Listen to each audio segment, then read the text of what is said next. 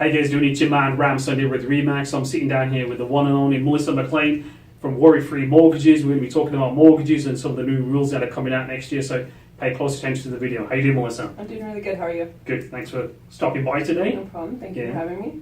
You're welcome. So I've got a couple of questions. What are the new rules that are coming out next year and how are things going to change next year? Starting January 1st, the clients who are putting down 20% or more will actually have to qualify on a stress test when before they didn't have to do that. Okay, so what is this stress test?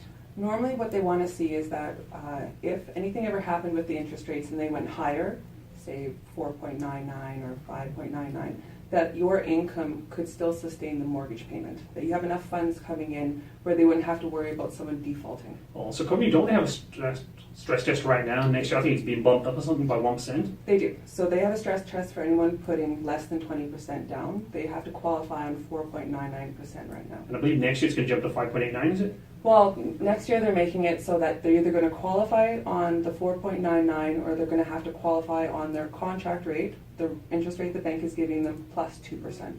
So whichever one is higher, that's the one that they're going to have to qualify against. So how does it change things? Like, so if you're trying to buy a home today for like $400,000, can you still buy a home for $400,000 next year if you're qualified for that this year? No. So the way that it's working, it's probably decreasing a client's buying power by about 20%. Wow, that's huge. 20% is huge. That's huge, that is, So quick question, if you're being pre-approved this year, can your pre-approval go into 2018 then? No. Normally when someone goes and gets a pre-approval, they go for the max. They want to make sure that if they can buy a $500,000 house, that it's as high as possible. Now with this new stress test, they're not going to be able to qualify for the same purchase price. So the pre-approval doesn't continue into 2018, so it means absolutely nothing? They would have to go in and re-qualify. Oh, wow. On the pre-approval statement itself, it says subject to changes. Oh, wow. So they would actually... That's good to know, that is, So, being a professional in this industry, where do you see interest rates going next year? Honestly, they're all over the map. We think that maybe they might be going lower because now that people can't qualify for as much, maybe people will be holding out and not buying as many houses because they can't afford it. Okay. So maybe if they make the interest rate a little bit lower, it's going to help with that qualifying.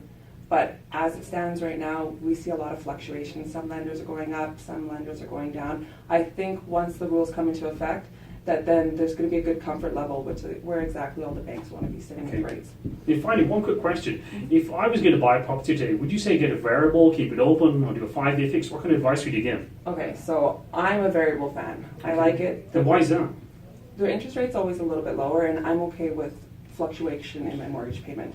The difference between a fixed rate and a variable is about 0.5%. Some clients, that 0.5% is not, it's too much of an increase for them or too much of a decrease. Meanwhile, for myself, if it goes up $50 a month because the prime rate bounces up, I'm fine with that. I have clients who signed 5 years ago into a 3.89 mortgage because they wanted fixed and they wanted stability. Clients who signed at 2.1 on a variable, they were laughing the whole time. So now that person who opted for the higher interest rate because of the security actually is overpaid in interest over that term. That's interesting.